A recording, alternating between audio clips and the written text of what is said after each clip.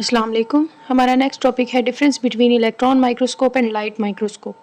Long question के तौर पे पूछा जा सकता है कि इलेक्ट्रॉन माइक्रोस्कोप और लाइट माइक्रोस्कोप में क्या फ़र्क है। ठीक है, तो light microscope and electron microscope light microscope uses light microscope में लाइट इस्तेमाल होती है एंड इलेक्ट्रॉन माइक्रोस्कोप में इलेक्ट्रॉन्स इस्तेमाल होते हैं, यूजेस इलेक्ट्रॉन बीम।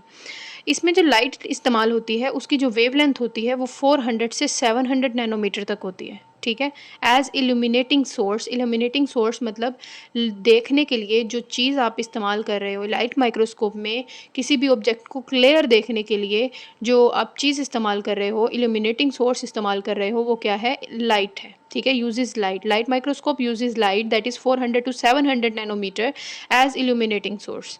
ठीक है, लेकिन इलेक्ट्रॉन माइक्रोस्कोप में आप इलेक्ट्रॉन बीम इस्तेमाल करते हो इल्यूमिनेटिंग सोर्स के तौर पे, तो यूजेस इलेक्ट्रॉन बीम 1 नैनोमीटर, जिसकी वेवलेंथ कितनी होती है? 1 नैनोमीटर होती है एज इल्यूमिनेटिंग सोर्स।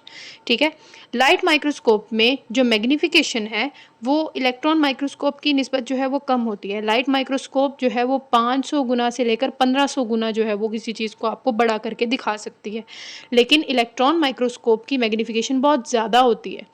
अगर आप डायरेक्ट मैग्नीफिकेशन देखें इसकी तो 16,000 गुना आपको बड़ा करके दिखा सकती है, लेकिन अगर आप फोटोग्राफिक मैग्नीफिकेशन कर रहे हैं, मतलब फोटोग्राफिक फिल्म पे जो है वो इसको मैग्नीफाई करके देख रहे हैं, तो ये तकरीबन आपको 10 लाख गुना जो है वो बड़ी करके चीज़ जो है वो दिखाएगी। ठीक है, तो आप छोटे से छोटा स्ट्रक्चर भी इजीली आप इलेक्ट्रॉन माइक्रोस्कोप में देख सकते हैं।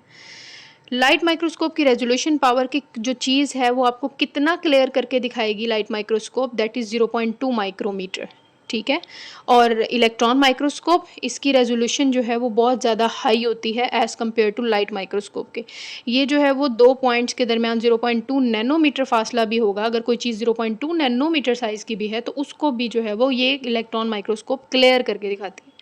1 माइक्रोमीटर जो है, 1 माइक्रोमीटर कितने के बराबर होता है? ये 1 यहाँ से इतना ही आ गया।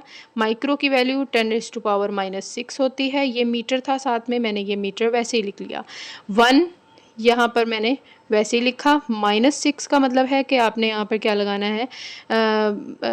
लाइन लगानी है, और यहाँ पर ये जो मीटर था ये एम आ गया। आपकी बुक के अंदर मिलीमीटर में बात की हुई है तो मैं यहाँ पर मिली भी लगा दूंगी। मिली लगा दिया तो 10⁻⁻6 में से 3 जो है वो हम निकाल देंगे तो यहाँ पर रह जाएगा 3। तो मतलब नीचे आपने 1 के बाद कितने ज़ीरो लगाने हैं?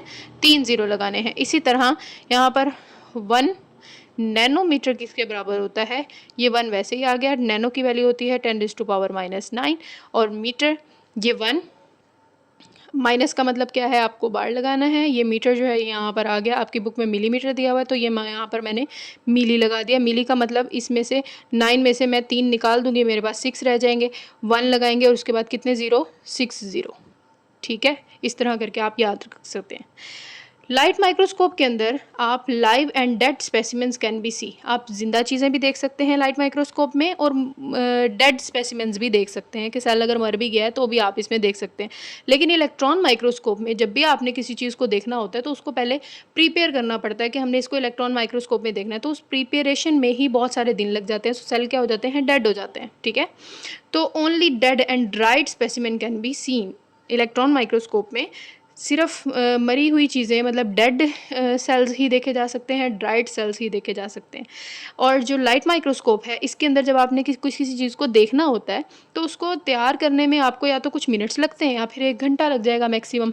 लेकिन इलेक्ट्रॉन माइक्रोस्कोप में जब आपने किसी चीज़ को देखना होता है तो उसके लिए बहुत ज़्यादा दिन लग जाते हैं उसको तैयार करने में।